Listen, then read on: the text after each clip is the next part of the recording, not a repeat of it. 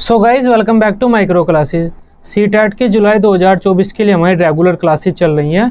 आज का हमारा सब्जेक्ट है इंग्लिश पेडागोजी। इंग्लिश की ये 19वीं क्लास है। आज का हमारा टॉपिक रहेगा लैंग्वेज डिसऑर्डर्स कौन कौन से होते हैं। लैंग्वेज डिसेबिलिटी जिसे हम बोल देते हैं, मतलब भाषा का यूज करते टाइम बच्चों को कौन कौन सी समस्याएं आ जाती हैं, जैसे aphasia, dyslexia, dysgraphia, dyscalculia, slurring, hasping, stuttering. तो ये सब क्या क्या होते हैं, इन सब के आज हम बात करने वाले हैं। साथ ही यह भी देखेंगे कि इस टॉपिक से सीटेट के पेपर में कौन कौन से क्वेश्चन आते हैं, मैं भी हम इस सेशन के लास्ट में कवर कर देंगे। छोटी सी वीडियो है, आपने ये सीडीपी वगैरह में पढ़ी हुई होगी। हिंदी अगर आपके पास है तो हिंदी में मैंने पढ़ाई थी इसे सेम वीडियो को, तो अभी इंग्लिश में भी सेम है। एफेजिया का मतलब होता है जब कोई बच्चा भाषा का यूज करने में कठिनाई महसूस कर रहा है, किसी भाषा का प्रयोग कर अपनी बात को दूसरों को नहीं बता पा रहा है कोई बालक, उस स्थिति को हम एफेजिया बोलते हैं। एफेजिया में एक बच्चा भाषा का यूज करने में कठिनाई महसूस करता है। डिसलेक्सिया में एक बच्चा क्या करता है, लिखने में कठिनाई महसूस करता, पढ़ने में। डिसलेक्सिया में पढ़ने में करता है बच्चा, पढ़ते टाइम वह जो लेटर्स होते हैं, वर्ड्स होते हैं, उन्हें आगे पीछे कर देता है या अटक अटक कर पढ़ता है, तो वो चीज़ें क्या होती है, डिसलेक्सिया होती है। डिस्ग्राफिया क्या होता है, लिखने में बच्चा गलतियां करता है, बच्चे को लिखने में दिक्कत हो रही है तो उसे डिस्ग्राफिया बोलेंगे हम। डिस्ग्राफिया में बच्चा क्या करता है, चीज़ों को गलत लिख देता है, जो लेटर्स होते हैं उन्हें उल्टा कर देता है, आगे पीछे कर देता है, या फिर उसे पहचान नहीं होती इन लेटर्स की लिखते टाइम, तो वो चीज़ हो जाती है। डिस्कैलकुलिया में बच्चा क्या करता है, मैथ से रिलेटेड गलतियाँ करता है, जो कैलकुलेशंस होती हैं, जो नंबर्स होते हैं उनमें गड़बड़ कर देता है डिस्कैलकुलिया में। तो आसान सी चीज़ें हैं। बच्चा अगर भाषा को यूज करने में, लैंग्वेज को यूज करने में गलती कर रहा है तो आपको पेपर में एफेजिया लिखना है। अगर बच्चा पढ़ते टाइम गलतियां कर रहा है, शब्दों को उल्टा कर रहा है, लेटर्स को उल्टा कर रहा है, या पढ़ते टाइम लेटर्स में अंतर नहीं कर पा रहा है, वो क्या है, डिसलेक्सिया है। अगर बच्चा लिखते टाइम गलतियां कर रहा है, लेटर्स को समझ नहीं पा रहा है, लेटर्स में अंतर नहीं कर पा रहा है, लिखते टाइम लेटर्स को उल्टा कर दे रहा है, तो वो क्या है, डिस्ग्राफिया है। मैथ से रिलेटेड प्रॉब्लम कौन सी होती है, डिस्कैलकुलिया। नेक्स्ट है हमारा स्लरिंग। स्लरिंग का मतलब होता है अस्पष्ट उच्चारण। In it pronunciation is poor and can not be understood easily.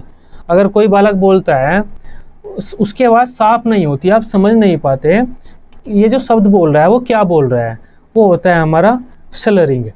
हैस्पिंग, हैस्पिंग तुतलाने को बोलते हैं हम। अगर कोई बच्चा हैस्पिंग करता है तो वो लेटर्स को आपस में चेंज कर देता है, एक लेटर की जगह दूसरा बोलेगा। हैस्पिंग तुतलाना, जैसे हिंदी में होता है टै की जगह हम तै बोल देते हैं ना, ये हैस्पिंग होता है। टमाटर को टमाटर कहते हैं, तो वो क्या होता है, हैस्पिंग। हैस्पिंग में हम लेटर को बदल देते हैं। नेक्स्ट है हमारा स्टटरिंग, स्टैमरिंग, हकलाना जिसे हम बोलते हैं। इसमें हम क्या करते हैं, अटक अटक कर बोलते हैं, रिपीटिशन करते हैं, रिपीटिशन चीज़ों का। It is a repetitious speech, इसमें हम क्या करते हैं, रिपीटिशन करते हैं। In it a child does repetition of words and letters and takes a lot of pauses during speech. तो स्टैमरिंग या स्टटरिंग में एक बालक क्या करेगा, कई बार तो रुकेगा वो, और कई शब्दों को, लेटर्स को बार बार बोलेगा, तो ये होता है हमारा stammering and stuttering. When a person stutter he is unable to produce sound.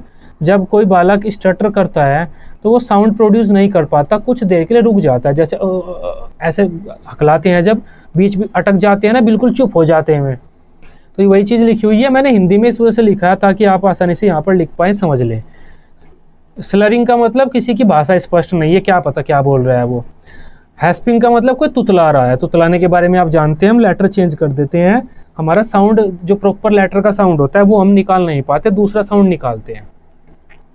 Stuttering और स्टैमरिंग का मतलब हकलाना, हम अटक अटक कर बोल रहे हैं, रुक रुक कर बोल रहे हैं, शब्दों और लेटर्स को बार बार बोल रहे हैं, वो हमारा हकलाना होता है। तो ये आज की छोटी सी क्लास थी। अब इस टॉपिक से देख लेते हैं सीटेट किस किस तरह के क्वेश्चन आपसे पूछता है। हमारा आज का सबसे पहला क्वेश्चन होता है a common developmental reading disorder is, मतलब रीडिंग से संबंधित कौन सा डिसऑर्डर है, कौन सी बीमारी या परेशानी है जो बच्चों को पढ़ने से संबंधित हो जाती है, तो वो डिसलेक्सिया है। डिसलेक्सिया कहाँ पर है, बी में है। आसान आसान से टॉपिक हैं ये सारे ही। डिफ़िकल्टी इन यूजिंग लैंग्वेज, एक बालक को भाषा का प्रयोग करने में परेशानी हो रही है, तो वो क्या, एफेजिया है। एफेजिया कहाँ पर है, ये रहा सी में, इसका ऑप्शन सी हो जाता है।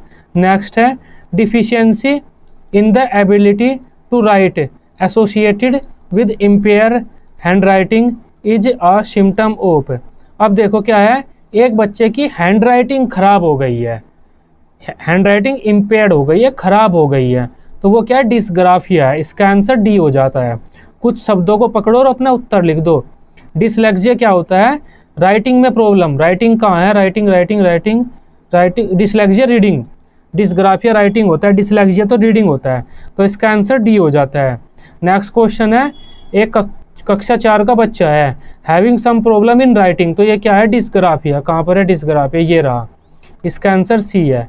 नेक्स्ट क्वेश्चन है difficulty in understanding pneumatics. Pneumatics मतलब नंबर अगर कोई बच्चा नहीं समझ पा रहा है तो गणित के मैथ से संबंधित प्रॉब्लम है, उसे मैथ से संबंधित प्रॉब्लम डिस्कैलकुलिया, इसका आंसर ए हो जाता है। नेक्स्ट क्वेश्चन है विच इज रिलेटेड टू हैस्पिंग। हैस्पिंग क्या होता है, देखो हैस्पिंग का मतलब होता है हम तुतला रहे हैं, मैंने आपको बताया था। हैस्पिंग में हम तुतलाते हैं, हम लेटर चेंज करते हैं, साउंड चेंज कर देते हैं, तो इसका ऑप्शन बी सही हो जाता है। नेक्स्ट क्वेश्चन है स्टैमरिंग क्या होता है, हकलाना, बार बार अटक अटक कर रिपीटिशन करना, तो हम क्या कर रहे हैं, रिपीटिशन करते हैं इसमें, इसका आंसर डी हो जाता है। नेक्स्ट क्वेश्चन कोई नहीं है। तो ये आज की हमारी क्लास थी, छोटी सी क्लास थी, आसान से क्वेश्चन इस क्लास से आते हैं आपके पेपर में। आई होप इस टॉपिक को आप अच्छे से समझ पाए होंगे। वीडियो अच्छी लगी हो आप इसे अपने सीटैट ग्रुप में दोस्तों के साथ शेयर कर सकते हैं। सीटैट की सभी सब्जेक्ट की इसी तरह से डेली रेगुलर क्लासेस लेने के लिए आप इस चैनल को सब्सक्राइब कर सकते हैं। Till then bye bye, take care.